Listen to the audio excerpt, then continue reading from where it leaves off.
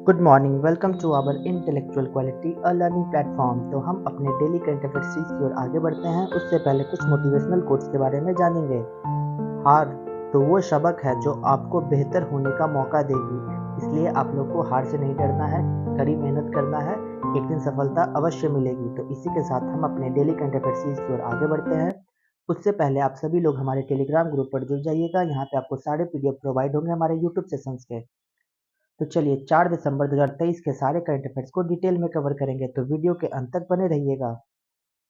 Question number 1, केंद्रीय मंत्री नितिन गडकरी ने हाल ही में लग्जरी जहाज क्लासिक इंपीरियल कहाँ लॉन्च किया है?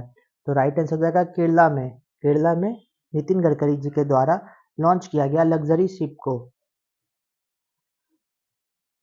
देखिए, केंद्रीय सड़क परिवहन और राजमार्ग मंत्री नितिन गडकरी ने 29 नवंबर 2023 को केरल में अपनी तरह के सबसे बड़े पर्यटक लग्जरी जहाज क्लासिक इंपीरियल का वस्तुतः उद्घाटन किया। क्लासिक इंपीरियल के लिए उद्यमी निशीथ के इस महत्वाकांक्षी परियोजना के लिए जॉन को केंद्रीय मंत्री से सराहना भी मिली। यह जहाज, जिसे केरल में निर्मित अपनी तरह का सबसे बड़ा जहाज माना जाता है, एक समय में 150 लोगों को समायोजित कर सकता है। जहाज के विनिर्देश यात्रियों की सुरक्षा और सुरक्षा को प्राथमिकता देते हुए, जो एक सुरक्षित और सुखद यात्रा अनुभव सुनिश्चित करने की प्रतिबद्धता को दर्शाता है। तो हाल ही में बस ये पॉइंट्स याद रखना होगा कि union ministry of road transport and highways के जो मिनिस्टर हैं नितिन गडकरी जी, इनके द्वारा एक क्लासिकल इंपीरियल जहाज को लॉन्च किया गया, जो सबसे लार्जेस्ट टूरिस्ट लग्जरी शिप है, जिसको कहाँ पे लॉन्च किया गया? तो केरला में इसे लॉन्च किया गया। नेक्स्ट क्वेश्चन नंबर 2 में चलते हैं। हाल ही में एम्पलीफाई 2.0 पोर्टल किसने लॉन्च किया? तो राइट आंसर हो जाएगा ministry of housing and urban affairs के द्वारा एम्पलीफाई 2.0 पोर्टल को लॉन्च किया गया। तो जानते हैं इसके पॉइंट्स के बारे में। भारत में केंद्रीय आवास और शहरी मामलों के मंत्रालय ने एम्पलीफाई 2.0 पोर्टल लॉन्च किया है, जो देश भर के शहरों से कच्चे डेटा को केंद्रीकृत और सुव्यवस्थित करने की एक अभूतपूर्व पहल है। एम्पलीफाई 2.0 रहने योग्य, समावेशी और भविष्य के लिए तैयार शहरी भारत के लिए मूल्यांकन और निगरानी मंच एक पोर्टल है, जिसका उद्देश्य डेटा संचालित नीति निर्माण की सुविधा प्रदान करना, शिक्षाविदों, शोधकर्ताओं को सशक्त बनाना और शहरी विकास प्रक्रिया में हितधारकों को शामिल करना है। यह पहल से ही जानकारी को खजाना प्रदान करता है, जिसमें कुल डीजल खपत, पानी की गुणवत्ता परीक्षण, वार्षिक स्वास्थ्य देखभाल व्यय, झुग्गी आबादी के आंकड़े और सड़क दुर्घटना में होने वाली मौतों जैसी विविध पहलुओं को शामिल किया गया है। तो याद रखिएगा कि हाल ही में union ministry of housing and urban affairs के द्वारा इंडिया को लॉन्च किया गया एम्पलीफाई 2.0 पोर्टल्स। ये पॉइंट्स याद रखिएगा। तो चलते हैं नेक्स्ट क्वेश्चन में।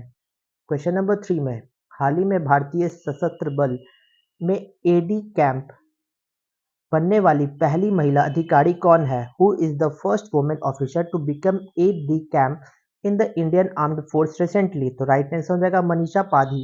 मनीषा पाधी हाल ही में पहली वुमेन ऑफिसर बनी है जो एडी कैंप की इंडियन आर्म्ड फोर्स में असिस्टेंट के रूप में वर्क करेंगी। तो जानते हैं इनके पॉइंट्स के बारे में।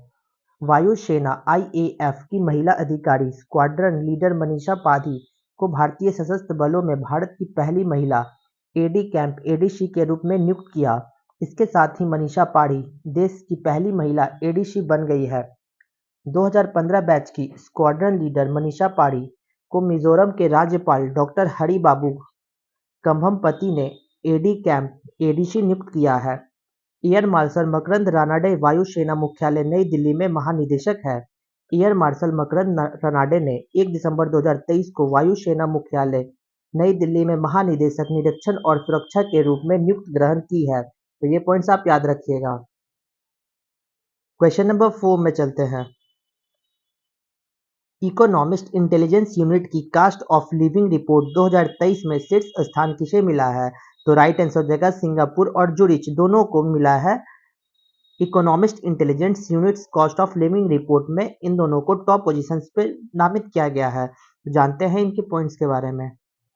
इकोनॉमिस्ट इंटेलिजेंस यूनिट ईआईयू की कॉस्ट ऑफ लिविंग रिपोर्ट 2023 के अनुसार सिंगापुर ने अपना शीर्ष स्थान बरकरार रखा। इसी के साथ पिछले 11 वर्षों में 9वीं बार दुनिया का सबसे महंगा शहर ज्यूरिख स्विट्जरलैंड ने सिंगापुर और न्यूयॉर्क यूएसए को पीछे छोड़ दिया, जो इस साल तीसरे स्थान पर गिर गया है। मॉस्को और सेंट पीटर्सबर्ग की रूसी शहरों ने रैंकिंग में सबसे बड़ी गिरावट का अनुभव किया क्योंकि प्रतिबंधों ने रूबल को कमजोर कर दिया। इस वर्ष के सर्वेक्षण में दुनिया भर के 173 प्रमुख शहरों को शामिल किया गया है, जिसकी गणना कभी को छोड़कर वैश्विक औसत के रूप में की गई, जिसका 2022 में सर्वेक्षण नहीं किया गया था। तो ये पॉइंट याद रखिएगा कि हाल ही में economist intelligence units cost of living report 2023 में सिंगापुर और जूरिच ये दोनों टॉप पोजीशन पे बने रहे। नेक्स्ट क्वेश्चन नंबर 5 में चलेंगे। हाल ही में 5वां वैश्विक आयुर्वेद महोत्सव कहाँ शुरू हुआ है? तो राइट आंसर है केरला में। केरला में 5th ग्लोबल आयुर्वेद फेस्टिवल्स को शुरू किया गया है। तो जानते हैं इसके पॉइंट्स के बारे में। उपराष्ट्रपति जगदीप धनखड़ ने 1 दिसंबर 2023 को केरल के तिरुवनंतपुरम में 5वें वैश्विक आयुर्वेद महोत्सव GAF 2023 का उद्घाटन किया और इसके साथ यह महोत्सव 1 से 5 दिसंबर तक आयोजित किया जाएगा। इसका विषय होगा स्वास्थ्य में उभरता चुनौतियों और एक पुनरुत्थान आयुर्वेद है। GAF 2023 का आयोजन centre for innovation in science and social action द्वारा आयुष मंत्रालय, भारत सरकार, आयुष विभाग, केरल सरकार और विभिन्न आयुर्वेद संघों के सहयोग से किया जाता है। यह आयुर्वेद पर अब तक का सबसे बड़ा सम्मेलन होगा। इस कार्यक्रम में 70 से अधिक देशों के प्रतिनिधि हिस्सा लेंगे। तो ये पॉइंट याद रखेगा कि हाल ही में वाइस प्रेसिडेंट के द्वारा जगदीप धनखड़ जी जो है उन्होंने 5वां ग्लोबल आयुर्वेद फेस्टिवल को इनॉग्रेट किया केरला में। नेक्स्ट चलेंगे क्वेश्चन नंबर 6 में। भारतीय भूवैज्ञानिक सर्वेक्षण टीम को हाल ही में 115 मिलियन वर्ष पुराना शीर्षक जीवाश्म कहाँ मिला है? तो राइट आंसर का जैसलमेर में। जैसलमेर में हाल ही में जियोलॉजिकल सर्वे ऑफ इंडिया के द्वारा 115 मिलियन साल पुराना सार्क का फॉसिल मिला है। तो जानते हैं इसके पॉइंट्स के बारे में। शोधकर्ताओं की एक टीम ने राजस्थान के जैसलमेर क्षेत्र में भारत का पहला अर्ली क्रेटेशियस सार्क जीवाश्म खोजा गया, जो लगभग 115 मिलियन वर्ष पुराना है। शोधकर्ताओं की टीम में भारतीय भूवैज्ञानिक सर्वेक्षण GSI के द्वारा जयपुर से त्रिपर्णा घोष, IIT रुड़की में पृथ्वी विज्ञान विभाग से प्रोफेसर सुनील वाजपेयी, GSI कोलकाता से कृष्ण कुमार, IIT से अभ्यानंद सिंह मौर्य और GSI से कोलकाता से देवाशीष भट्टाचार्य शामिल थे। शोधकर्ताओं के अनुसार ये बताया जा रहा है कि प्रारंभिक क्रेटेशियस सार्क के लिए महान परिवर्तन का काल था, क्योंकि नई प्रजातियां विकसित हुई और कई पुरानी प्रजातियां गायब हो गई। इससे पहले भी भारतीय भूवैज्ञानिक सर्वेक्षण को जैसलमेर में व्हेल के जीवाश्म और सार्क के दांत मिल चुके हैं। तो हाल ही में पॉइंट्स याद रखिएगा कि राजस्थान के जैसलमेर में खोजा गया इंडिया का पहला अर्ली क्रेटेशियस सार्क का फॉसिल, जो लगभग 115 मिलियन पुराना है। ये पॉइंट्स आप याद रखिएगा।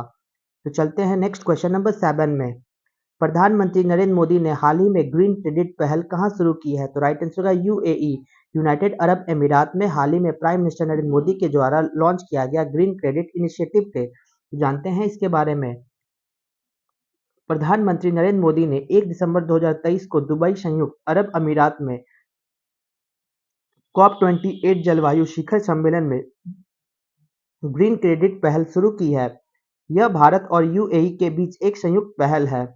ग्रीन क्रेडिट कार्यक्रम का प्रशासन भारतीय वानिकी अनुसंधान एवं शिक्षा परिषद को सौंपा गया है। यह कार्यक्रम पर्यावरण संरक्षण में योगदान देने वाले विशिष्ट गतिविधियों के माध्यम से ग्रीन क्रेडिट अर्जित करने की सुविधा प्रदान करेगा और इसके साथ साथ इन क्रेडिट को कारोबार, घरेलू बाजार मंच पर किया जा सकता है। तो ये पॉइंट्स याद रखिएगा कि हाल ही में प्राइम मिनिस्टर नरेंद्र मोदी जी के द्वारा लॉन्च किया गया green credit initiative at the COP28 कहाँ पे? तो यूनाइटेड अरब अमीरात में इसको लॉन्च किया गया।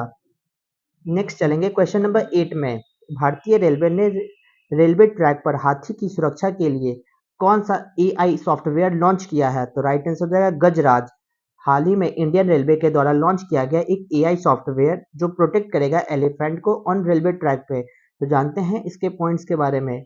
देखिए, भारतीय रेलवे ने कंपन का पता लगाकर और ट्रेन ऑपरेटर को सचेत करके हाथियों को ट्रेन दुर्घटना से बचाने के लिए गजराज AI सॉफ्टवेयर पेश किया है, जिसका उद्देश्य रेलवे पटरियों पर हाथियों की मृत्यु को कम करना है।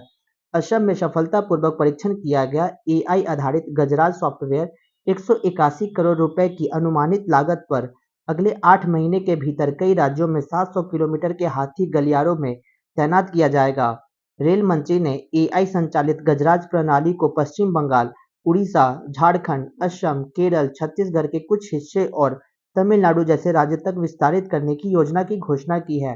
तो ये पॉइंट याद रखिएगा कि इंडियन रेलवे के द्वारा हाल ही में इंट्रोड्यूस किया गया गजराज एआई सॉफ्टवेयर जो एलिफेंट्स को संरक्षित करने के लिए बनाया गया है। तो चलिए नेक्स्ट क्वेश्चन नंबर 9 में चलेंगे। डेली करंट अफेयर सीरीज का लास्ट क्वेश्चन, हाल ही में किस राज्य सरकार ने मिशन दक्ष लॉन्च किया है? तो राइट आंसर होगा बिहार। बिहार स्टेट गवर्नमेंट के द्वारा लॉन्च किया गया मिशन दक्ष। तो जानते हैं इसके पॉइंट्स के बारे में।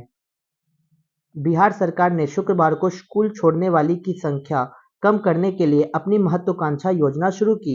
इस मिशन दक्ष का काम यह है कि ज्ञान और कौशल के लिए गतिशील दृष्टिकोण नामक इस योजना का उद्देश्य राज्य भर में कक्षा 3 से 8 के कमजोर छात्रों को विशेष हिंदी, गणित और अंग्रेजी कक्षाएं प्रदान करनी है। कार्यक्रम मिशन दक्ष के हिस्से के रूप में राज्य शिक्षा विभाग ने शिक्षकों को ऐसे छात्रों को 5 से अधिक के बच्चे बैच में गहनता से मार्गदर्शन करने का निर्देश दिया है, इस चेतावनी के साथ कि किसी भी ढिलाई के लिए उन्हें कार्रवाई का सामना करना पड़ेगा। तो हाल ही में बिहार गवर्नमेंट के द्वारा लॉन्च किया गया एक एम्बिशियस स्कीम्स को जो बच्चों जो स्कूल ड्रॉप आउट कर देते हैं उसको कम कर दिया जा सके। तो कौन सा मिशन लॉन्च किया गया है? तो मिशन दक्ष, जिसका फुल फॉर्म क्या है? डी से डायनेमिक, ए से approach, F for knowledge and skill. तो ये पॉइंट्स याद रखिएगा।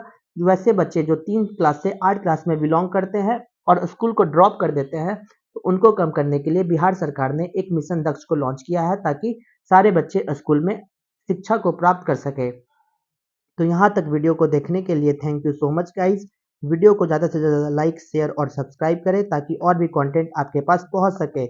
जय हिंद, जय भारत दोस्तों।